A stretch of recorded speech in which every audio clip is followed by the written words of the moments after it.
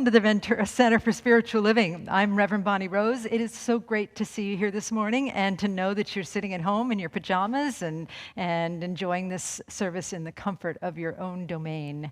I'm going to go ahead and pass the word to Lonnie, our board president. Good morning and welcome. So glad you could join us. And yes, please be staying warm. Mm-hmm. It's pretty chilly out there, but it's a beautiful day. So I know we're in for a real treat. We've got so many things on the plate today. So settle in and enjoy. And I'm so glad you could join us. Thanks, Lonnie. Let's go ahead and hear from Bill. Good morning. Good morning.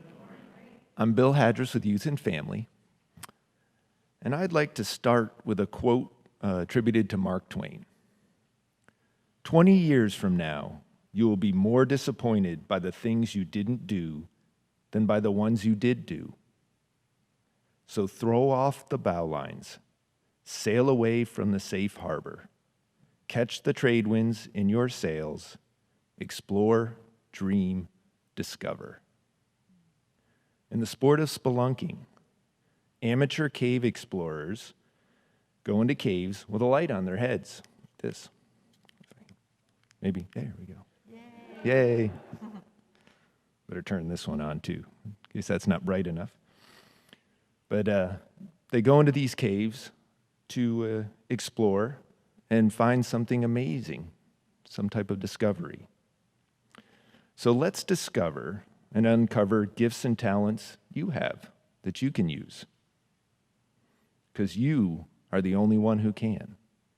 I invite you to join me in some spiritual spelunking. Close your eyes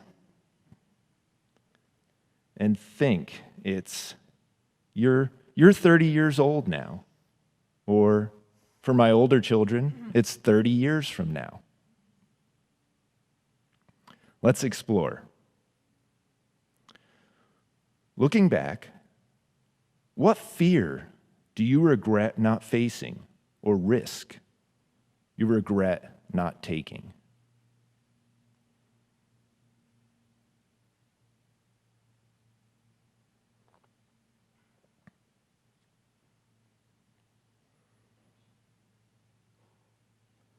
Let's dream a little. What didn't you do because people thought it was ridiculous?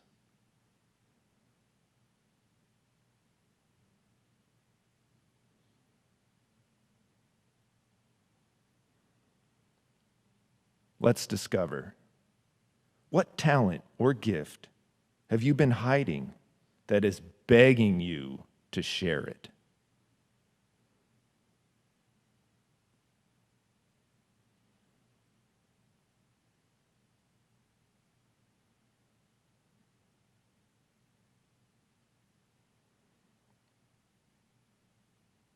So now, let's go, explore, dream, discover, and let your light shine. And I invite you to repeat after me. I boldly go. I boldly go. Where I have never gone before. Where I have never gone before. And so it is. And so it is. Thank you. Thank you, Bill. Now we've got Susan Burrell, our minister and practitioner on duty, who's going to pray us in.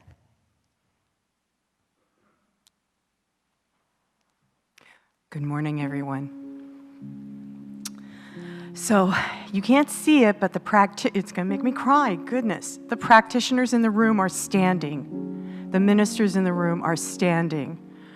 For all of us that are here, whether you're physically here in the sanctuary or not, our practitioners and ministers stand for you and with you. So,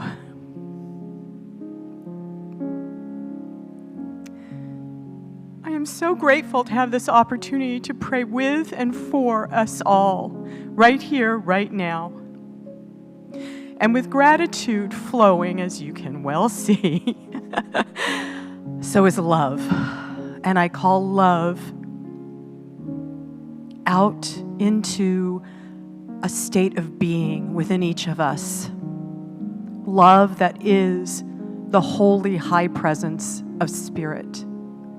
love that is the healer of all hurts, love that is the expression of joy and creativity, love that is freedom. And as I call this forward for each and every one watching, each and every one here, I call it forward for the world, knowing absolutely that that Alpha and Omega, that allness, that oneness, that incredible circulation of spirit is the truth of every being on this planet, every animal, every plant, every rock.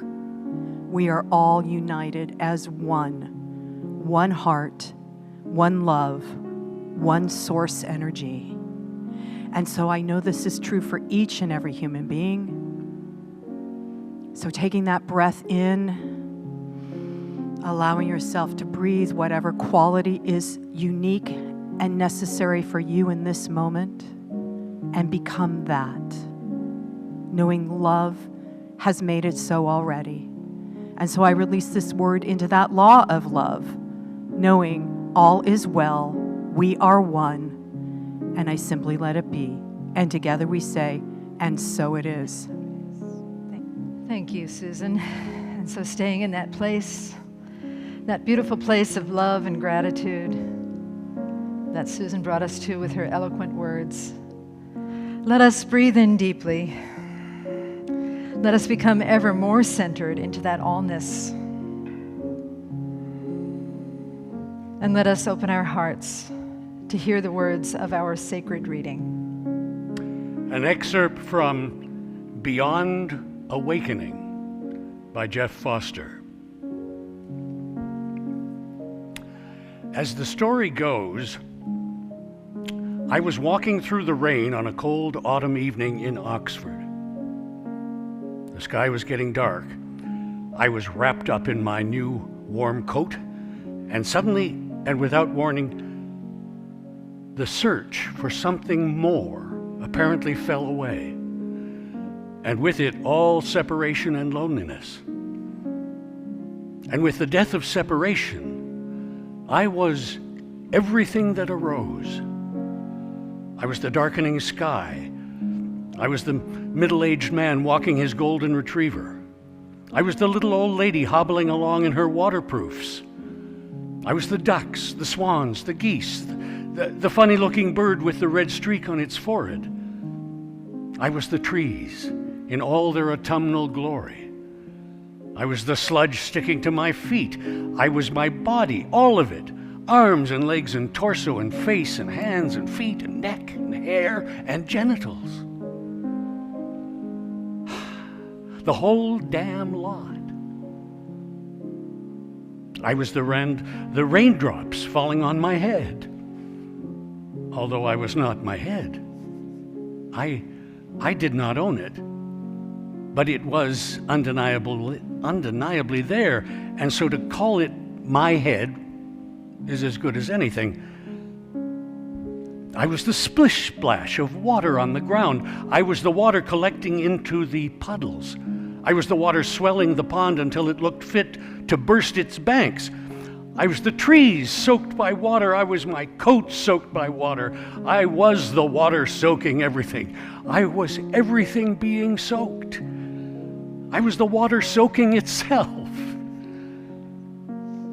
And everything that for so long had seemed so ordinary had suddenly become so extraordinary. And I wondered if, in fact, it hadn't always been this way all along. That perhaps for my whole life it had been this way, so utterly alive, so clear, so vibrant. Perhaps in my lifelong quest to reach the spectacular and the dramatic, I had missed the ordinary. And with it and through it and in it, the utterly extraordinary.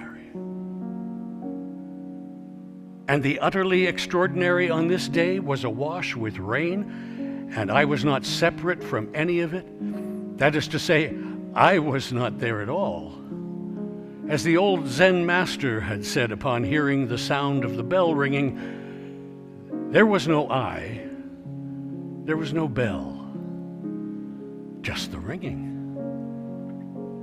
And so it was on this day. There was no I experiencing this clarity. There was only the clarity, only the utterly obvious presenting itself in each and every moment. Of course, I had no way of knowing any of this at the time. At the time, thought was not there to claim any of this as experience. There was just what was happening, but no way of knowing it. The words came later. And there was an all-pervading feeling that everything was okay with the world. There was an equanimity and a sense of peace which seemed to underlie everything there was. It was as though everything was simply a manifestation of this peace, as if nothing existed apart from this peace in its infinite guises. And I was the peace, and the duck over there was it too. And the wrinkly old lady still waddling along was the peace, and the peace was all around. Everything just vibrated with it, this grace, this presence that was utterly unconditional and free, this overwhelming love that seemed to be the very essence of the world, the very reason for it, the Alpha and Omega of it all.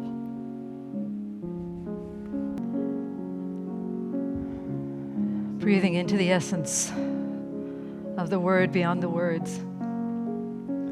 We breathe in deeply, and then we exhale, gently opening our eyes in love and in service to what is, as it is, and so it is.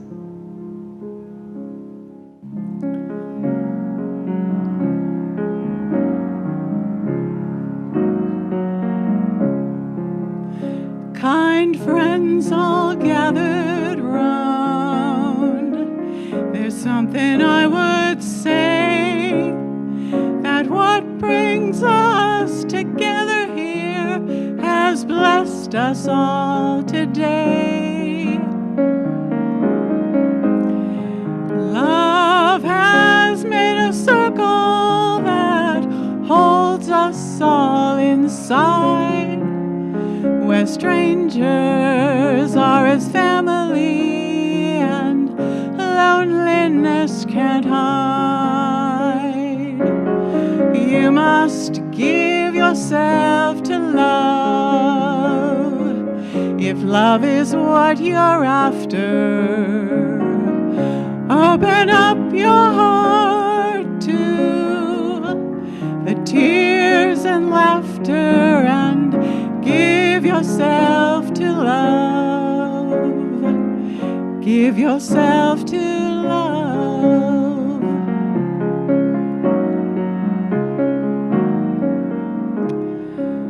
I walk these mountains in the rain. I've learned to love the wind. I've been up before the sunrise to watch the day begin. I always knew I'd find you, though I never did know how. But like sunshine on a cloudy day, you stand before me now. So give yourself to love if love is what you're after. Open up your heart to the tears and laughter and give yourself to love. Give yourself to love.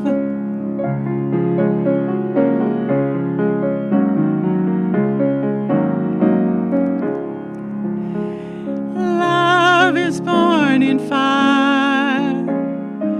It's planted like a seed. Love can give you everything, but it gives you what you need. Love comes when you are ready. Love comes when you're afraid. It will be your greatest teacher, the best friend you have made. So give yourself to love. If love is what you're after, open up your heart to the tears and laughter and give yourself to love. Give yourself to love. You must give yourself to love. If love is what you're after, open up your heart to the tears and laughter and give yourself to love. Give yourself to love.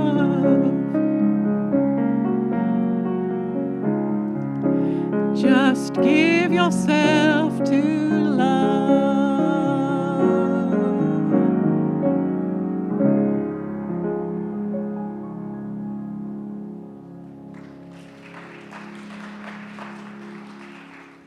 Thank you, Marianne and Chris. It was beautiful. Thanks. So this past week, I was doing what I call pandemic pondering. Thinking just ordinary thoughts like, do my masks need a bath? Do I need to wash them? How many Zoom calls do I have today?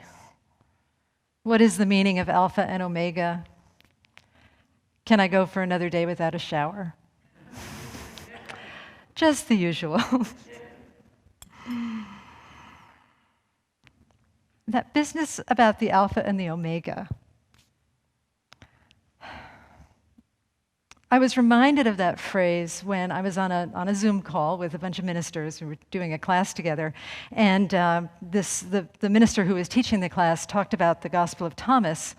And in the Gospel of Thomas, the disciples asked Jesus a question.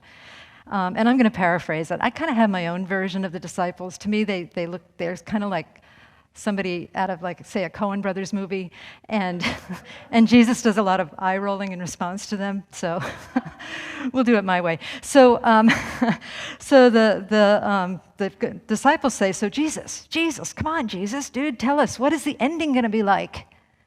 And Jesus rolls his eyes, and then he says, "If you know the beginning, you know the ending. Why do you ask? If you know the beginning, you know the ending." Let me read you the exact quote, lest anybody... Okay. So the disciples say to Jesus, "Tell us how our end will be." And Jesus said, "Have you already discovered the beginning, that you are now asking about the end? For where the beginning is, there the end will be too. Blessed is he who will stand at the beginning, and he will know the end, and he will not taste death." And then Jesus says, "Blessed is he who was before he came into being." And you know that essence that Hugh was reading about and that Susan touched on, Reverend Susan touched on in her beautiful prayer, and Marianne sang about love today. You know, all of that is the essence that we were before we came into being, but we forget. We forget. And we get caught up in the details of life. But, you know, I was thinking again that this business in the Gospel of Thomas about the beginning and the ending sounds to me very much like the Alpha and the Omega. And for those of you who don't know the Greek alphabet or who were never in a sorority or attended a school with a sorority, the Alpha is the beginning of the alphabet and the Omega is the end of the alphabet. And so the talk today is about what is between Alpha and Omega. We'll get there. When I think about the Alpha and the Omega, I think about a song that we used to sing when I was a kid, when I attended a Christian church. How many of you, either at home or the few folks that are here, used to sing the Gloria Patri in your church, right? Yeah? Anybody? The Glory Be, right?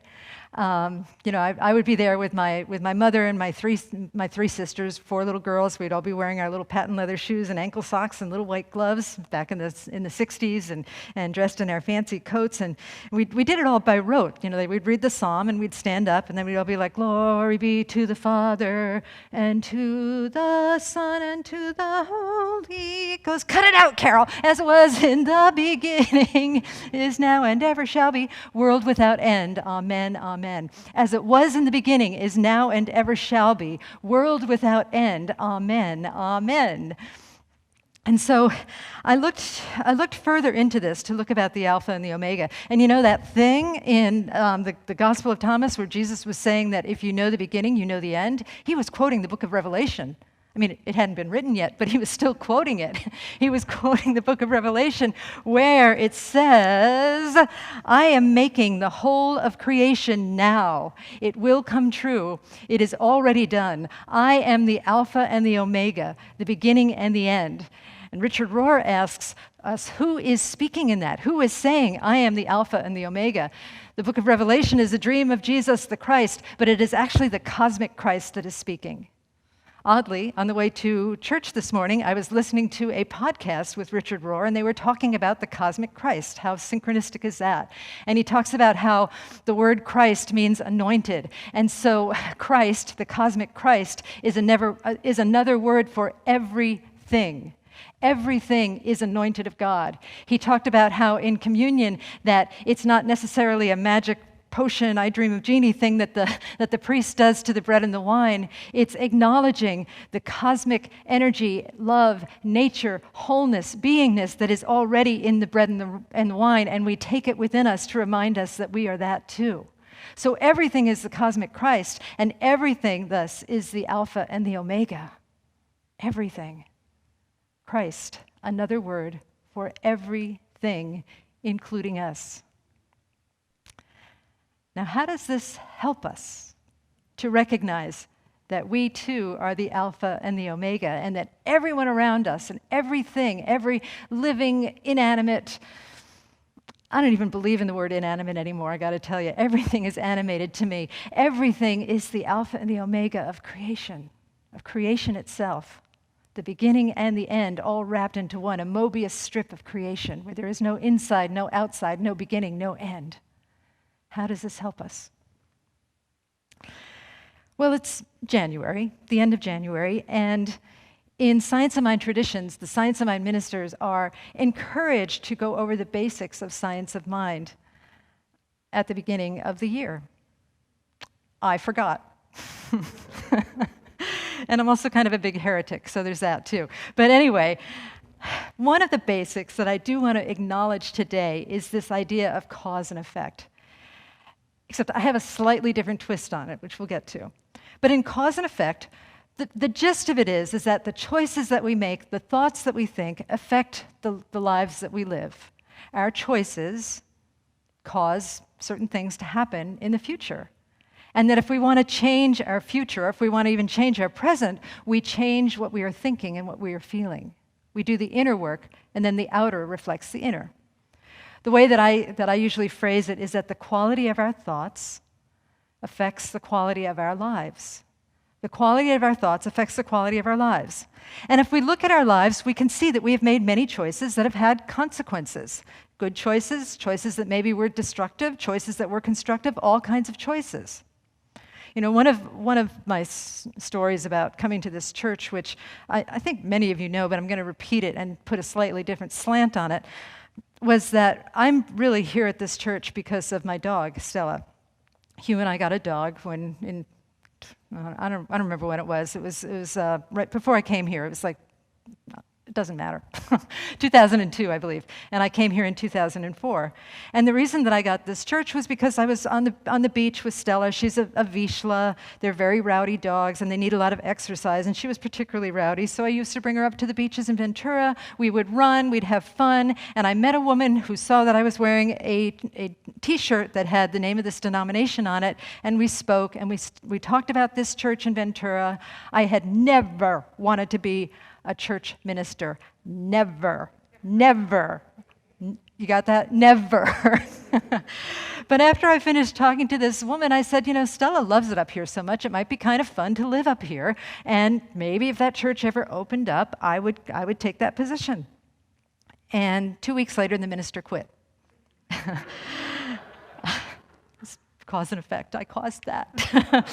I don't think she would say the same thing, but anyway, 2 weeks later the minister quit, and because I was cognizant of thinking about this church, I noticed and I applied for it, and ultimately I ended up getting the job.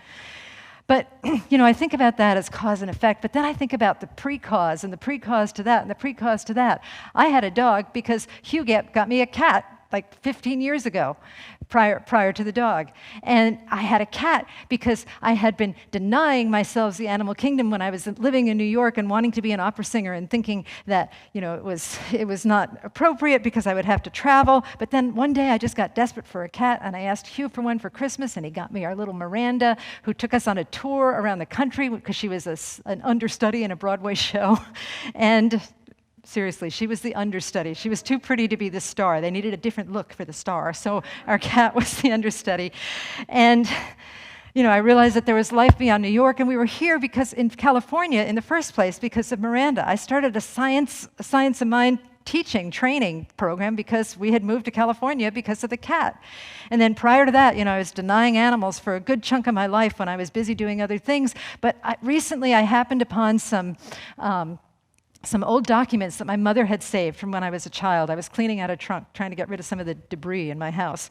And I opened up this little booklet that I had made when I was about 5 years old, and it was about musical instruments. And I had drawn pictures of all the musical instruments. But here's the thing, there weren't humans playing the musical instruments. There were animals. There was a bear playing a cello with a little bird making the bow go back and forth. So you see that this obsession has been around for a while. Even prior to that, my sisters and I had this little dog, Jinxie, little terrier, and we used to dress her up in baby bonnets and stick her in the baby carriage and wheel her all around the neighborhood. So, you know, this thing with the animals, that all of that was cause after cause after cause after cause after cause after cause after cause that led to this moment and probably infinite moments beyond, the moment of standing here on this stage. But here's the thing. That feels very alpha to me. That feels like very forward-moving cause and effect. But because the alpha and the omega are one, I believe that there is also backward-moving cause and effect. Meaning that perhaps the future, knowing the future, said, you know, someday they're going to need this particular minister in this church. So let me put a dog in her life who loves to run on the beach, and maybe that'll get her there. You know? And in terms of this pandemic, someday that church is going to need a minister who knows a lot about medical stuff and is really really intense about it all and is very cognizant and aware of contamination and all that stuff. And someday, moving it past me, because we're all doing this together, someday that minister is going to need a board that church is going to need a board that makes decisions. We made so many decisions in the past as a board that are affecting us now and keeping the church healthy. And someday that church is going to need a strong core of practitioners that can lift up the congregation in prayer. So let me draw these people into Ventura County. Let me pull this person away from Agape and get we have two from Agape. Let me pull them in, and then they're going to take the training, and they're going to get through all the prerequisites, and they're going to take the training, and then they're going to be practitioners, and they're going to be here at the church when it's time for a pandemic. Woohoo! And they'll be supported and supporting, and it's going to be a beautiful thing. So do you get that? And can you look at your own life in the same way, seeing, okay, where did certain causes lead to certain effects, certain decisions that I made led to where I am now? And then also say, but wait a minute, maybe the opposite is true. Maybe there is a vision in the future that is calling me and causing me to make these choices. Maybe I knew to do this because this was going to happen because the future was calling me. Spend some time thinking about that, if you would. It kind of turns the world upside down, and it gives us a little more faith. And you know, the thing is that it doesn't only apply, that was a personal and a positive situation that I described, that, you know, coming to the church and having all of these great people here and this beautiful congregation and the practitioners and the board and the decisions that we made, that's all a positive choice. But sometimes it's more global, more universal, and sometimes it doesn't feel good at the time. It feels a little traumatic at the time. I was listening to a podcast the other day that one of our congregants, Sue Davis, gave me. Sue likes to send me podcasts, and she has exquisite taste, so I often listen to what she sends me. And I'm going to read the name because it was really good, and I tend to forget names of things. The podcast it's called This Is Actually Happening, and this particular episode of it was, What If You Grew Up in a Violent Asian Gang? And it's the story of this young man, Quan Huen is his name, and he grew up in a violent Asian gang. So talking about forward cause, you know, I'm not a child psychologist by any stretch of the imagination, not even a dog psychologist. If you've ever met my dogs, they're pretty kooky. But, you know, if you were to talk to a child psychologist, I know we have several in the room, I think it would be universally known, probably for all of us, that if you're going to get a child that is, say, Asian, who has a different color skin and different eyes, and you put him in Utah with all the Mormons. Sorry, I have nothing against Mormons, but it's just very stark contrast there. And he's going to get bullied by people that don't look like him, and he's going to get in trouble from his father for not protecting his brother from the bullies. He's going to get shamed by his father, and he's going to be a little bit behind in school because of English challenges, and he's going to, when he gets to high school and there's more diversity, he's going to get in with a crowd of Asian young men that are bonding together. And he's going to go for a job interview and then love the job and then not get promoted. And people will say, you know, you just don't fit in here. And it triggers all of that stuff within him. And his father dies when he's young and he thinks it's his fault because his father is ashamed of him. You know, that is not a recipe for success. And so this poor kid had all of these causal elements that led him to one night take somebody's life. It's a longer story than that, but one night he took somebody's life, and he ended up in prison. And in prison, he said that the races were separated in prison too, so he had his homeboys in prison as well. And he said the more aggressive you were, if you struck before getting stricken, then people would respect you. And so he participated in all of that, until at one point he was excluded from the general population of the prison for something he had done. It wasn't anything horrible. He was procuring cell phones or something like that. And he was excluded from the general population. And he said he was allowed to go outside for 1 out of 24 hours. So he had 23 hours on his own. And you know what he did? He read. He said that he had always been fascinated. He was raised Catholic. He had always been fascinated by the life of the saints. And he was particularly fascinated by the saints that had had a rocky start. You know, St. Francis had a rocky start. He was a bit of a party animal from what I've read. And there were many other saints that just started out as not very nice people, but then something happened to them and they changed. And so this young man started reading about the transformation of all of these saints.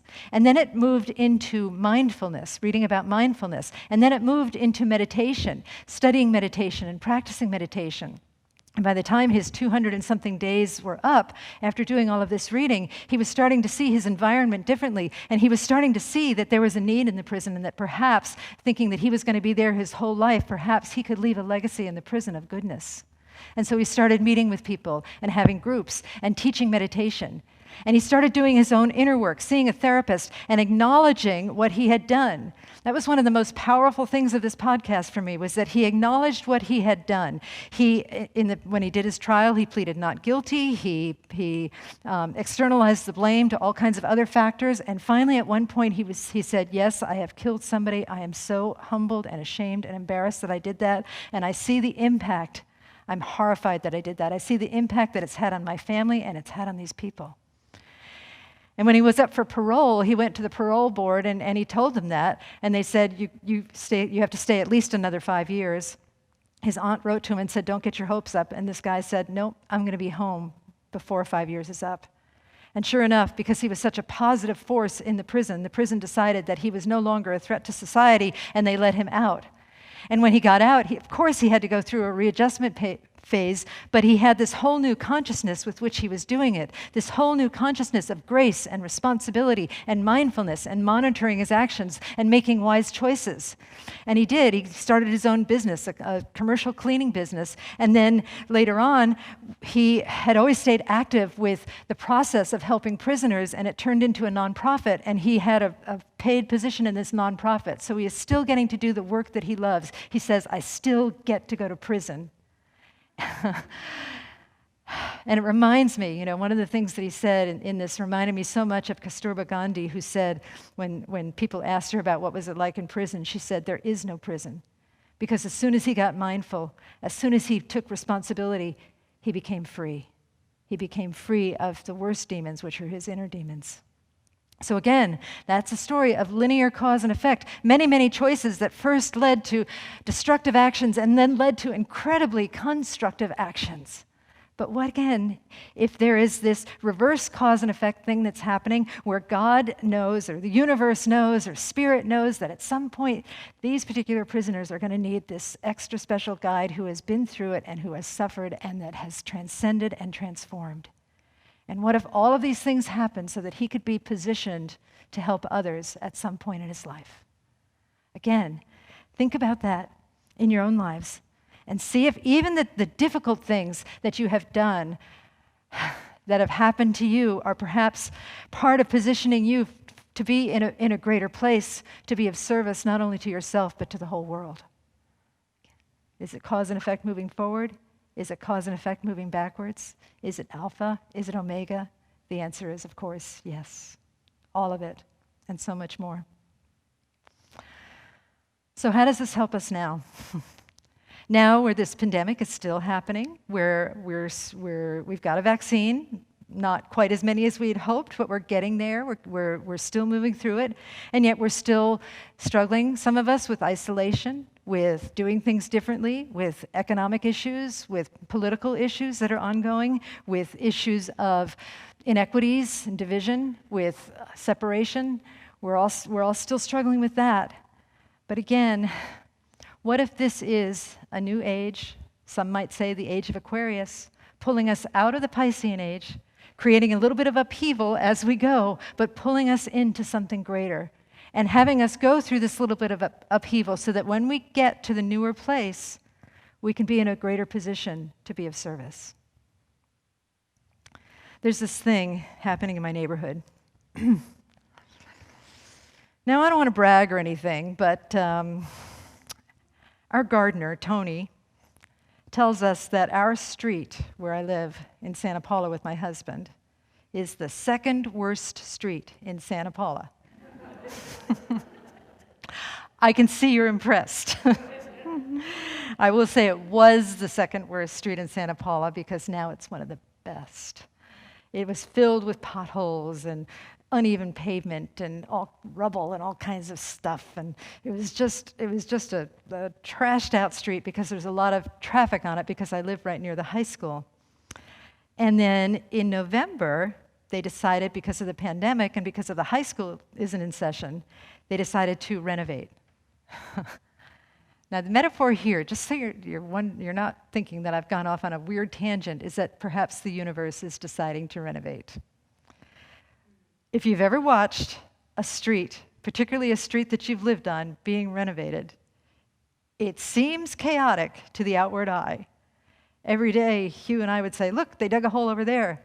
And then the next day, oh my gosh, they dug another random hole over here. Wait a minute, they're digging a hole over here again. What are they doing? Why are they digging so many holes? Does it have any meaning? What are they doing? And we kept saying, well, I think they probably know more about it than we do. You know, they're doing what they need to do. And it was inconvenient, and it was messy. And there were days when I was trying to record my choir stuff, and there was a jackhammer going outside my window. And there were times when they were doing the steamroller thing where the whole house would shake. Oh, and let's not even talk about the barking. There was a cacophony of barking, nonstop, ongoing, all of the time. And yet, they just about finished it yesterday, and it's beautiful. And it's as it should be.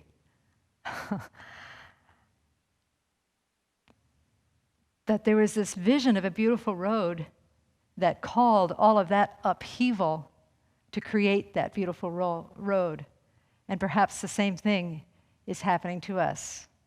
As it was in the beginning, is now, and ever shall be, world without end, road without end, amen, amen.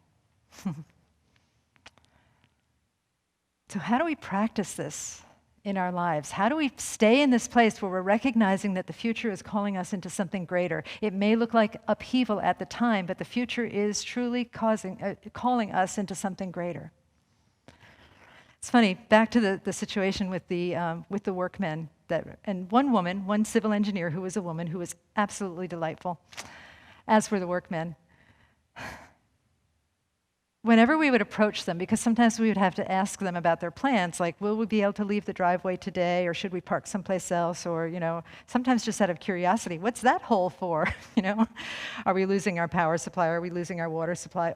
All things like that, all little things that you might want to know when, your road's getting torn up. And for the first, I would say 2 months, whenever we approached them, they would look terrified. I see Lonnie nodding as she has worked in construction.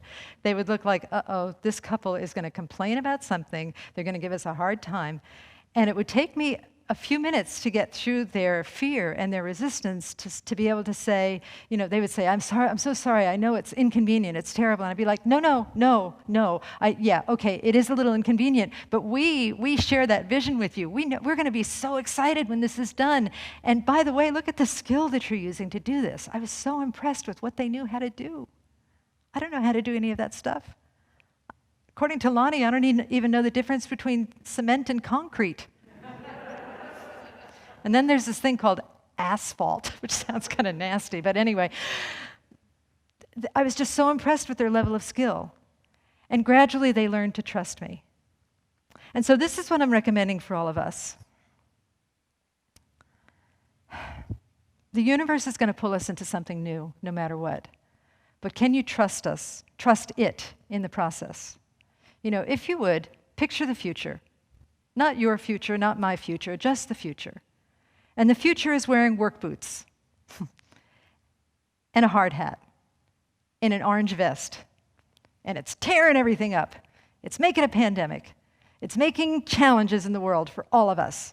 It's making American politics crazy. It's making, and I don't know enough about world politics, but I suspect that all world politics are pretty crazy right now. And it's questioning, and it's causing us to question. And it's just tearing things up, for lack of a better word. But can we say, as I said to the workmen, we trust you. Something greater is calling here. Let's find the gift in what's happening now. For me, and in our household, it's often finding the humor in what is happening now. Let's be poised and equanimous, have some equanimity about this, and just trust that there are greater forces, the future, is pulling us in to something greater. That is not the end, it's just a new beginning until it happens again. That we're in this beautiful cycle of Alpha and Omega, this beautiful Mobius strip of Alpha and Omega where there is one. And so, the name of my talk this morning was Between Alpha and Omega. I'm not sure that there is a between Alpha and Omega. I'm not sure that there is a beyond Alpha and Omega. I believe that the beginning and the end are one, and that we are part of it. And that the way that we recognize that we are part of it is that we ground ourselves in the God qualities, in the love that Marianne sang about, in the love and the gratitude that Susan spoke about, in the wonder that was in Hugh's reading. We just ground ourselves in that and let that be our barometer of what is good. That unconditional love, wonder, grace, gratitude that doesn't need a smooth road or a smooth life to be happy. Let's do that now. And so it is.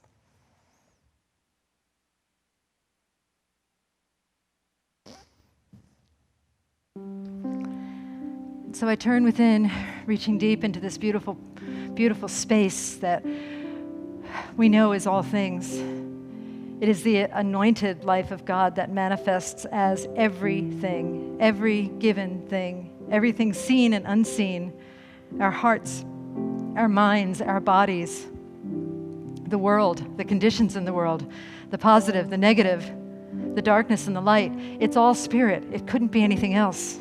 And so we recognize right now that this is who we are as well, that this is our truth, that this is our beingness, that it is beyond words. It is the wordless word, but we anchor in the sensation of that. We touch the hem of its garment. We allow it to fill us and infuse us and to love us from the inside out so that we may love so broadly, so deeply, and so wisely.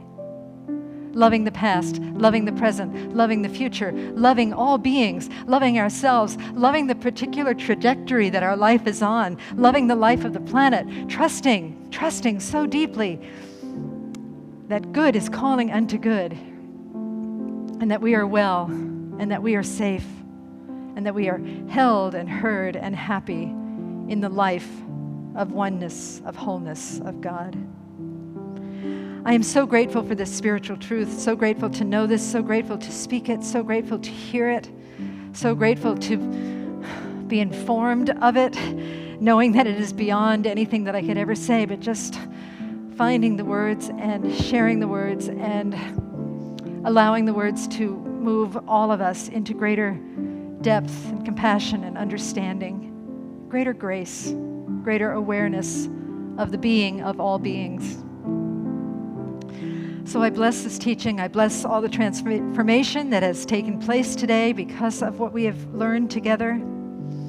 I bless all paths to God. Churches, synagogues, temples, mosques, ashrams, all paths. I bless fundamentalists, atheists, all beings everywhere. And with a heart that is so filled with blessedness, I say thank you, Spirit. Thank you, love. And I release these words into the divine mystery. And together we say, and so it is. Thank you. Enjoy a song from our choir.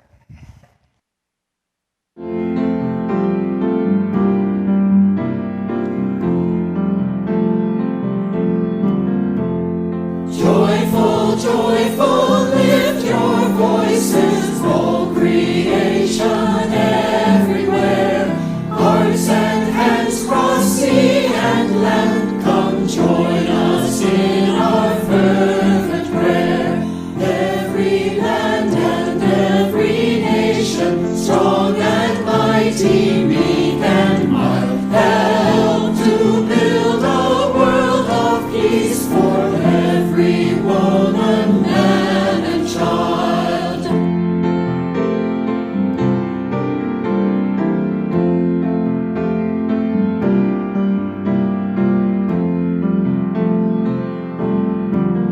We sing proudly in unity, one heart, one voice, one mind. We're all sharing a common dream of peace and love for humankind.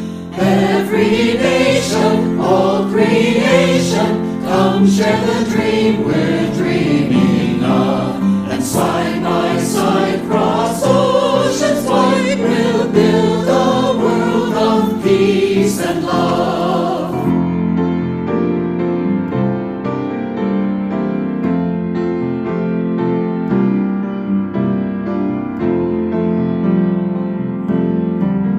We sing proudly, lift your voices, one creation everywhere. We're all sunshine.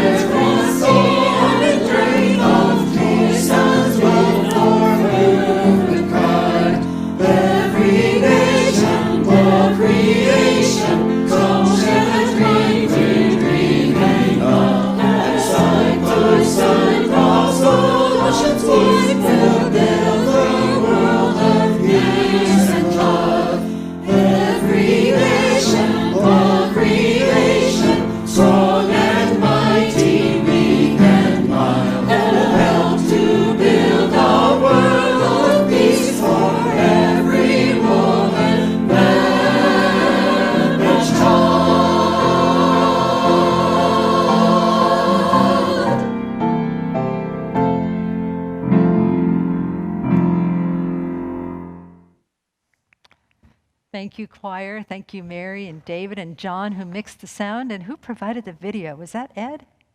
Thank you, Ed. Yay. Thanks so much. That's wonderful.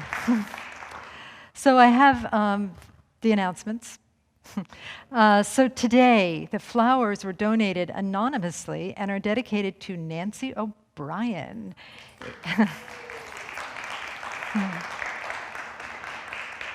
This is in celebration of her birthday on Wednesday. Happy birthday to you, Nancy. I'd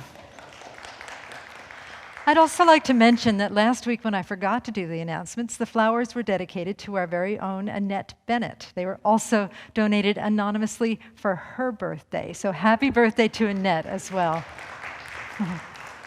Thank you.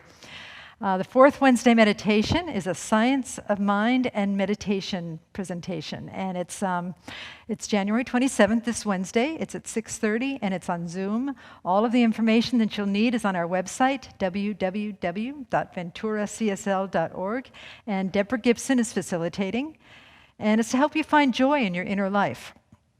It's also to have an incredible world for your outer life.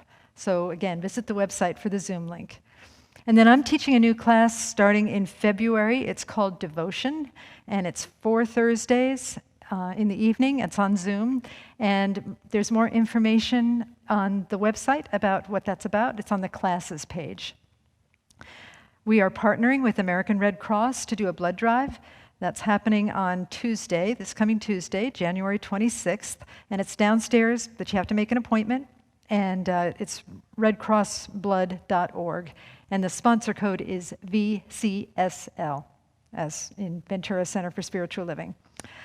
Let's see. We have 1-minute miracles. That's prayer. After the service, you can go to pray with a practitioner on Zoom, and the link will be posted in the comment section of the Facebook feed. And then one more announcement. If you're here today, we have cookies donated by our lovely Carol. They're in plastic bags, so they're perfectly safe. We also have a plethora of puzzles. If you like puzzles, or if you have somebody that you would like to give a puzzle to, by all means, take them away, take them home. So I don't do them. No, actually, I've done most of them, so there goes that.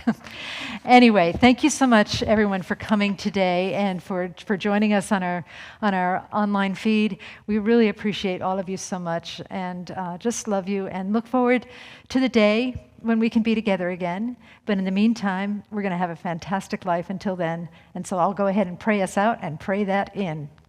Let us pray. And so together we know that this has been a beautiful time together, that hearts have been expanded, that minds have been lifted, that we are learning together to see the good, to see the truth, to see the nobility of spirit as it infuses every part of our lives.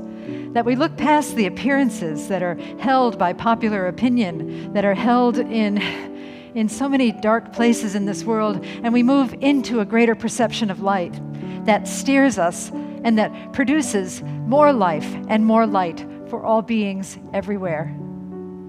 We center ourselves in love as we go our separate ways and trust that this love is greater than all of us, but it is made stronger through our commitment to be together. And so in the spirit of that commitment and love, I say thank you, Spirit, thank you, love, and I release these words into the divine mystery. And together we say, and so it is.